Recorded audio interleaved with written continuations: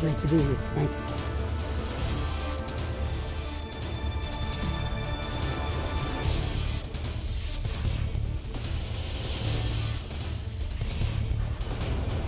Democratic U.S. President Joe Biden and his Republican rival, Donald Trump, took the stage on Thursday night for a debate that offered voters a rare side-by-side look at the two oldest candidates ever to seek the U.S. presidency.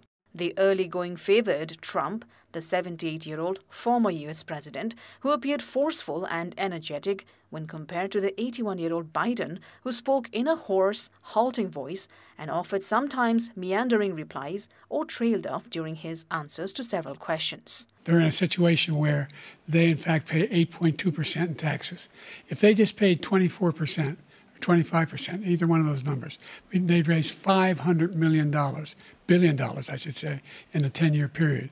We'd be able to wipe out his debt. We'd be able to help make sure that all those things we need to do, child care, elder care, making sure that we continue to strengthen our health care system, making sure that we're able to make every single solitary person eligible for what I've been able to do with the COVID, with dealing with everything we have to do with, look, if we finally beat Medicare.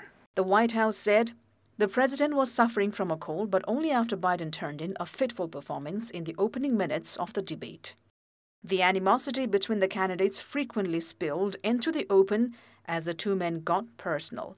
Each suggested the other was a criminal. The crimes that you are still charged with, and think of all the civil penalties you have. How many billions of dollars do you owe in civil penalties for molesting a woman in public, for doing a whole range of things? The bad blood was on display from the start when they eschewed the traditional handshake and did not acknowledge each other when they walked onto the stage.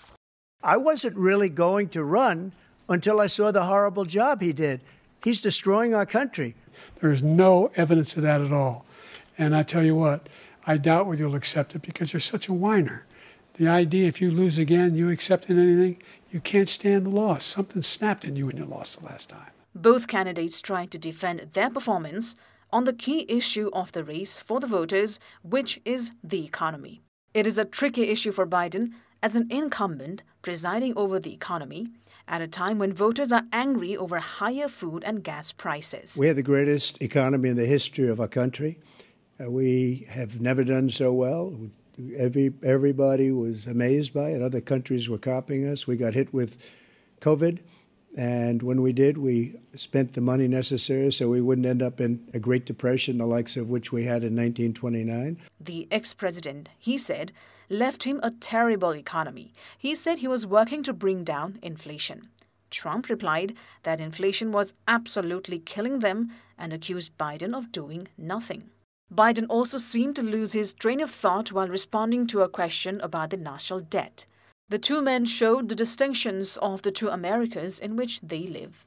Trump repeatedly talked about how the U.S. had failed, how Biden was the worst president in the country's history, and how the world views the country dismally now. Biden disagreed, offering an optimistic view of the U.S. on the world stage. The second presidential debate is scheduled for Tuesday, 10th of September.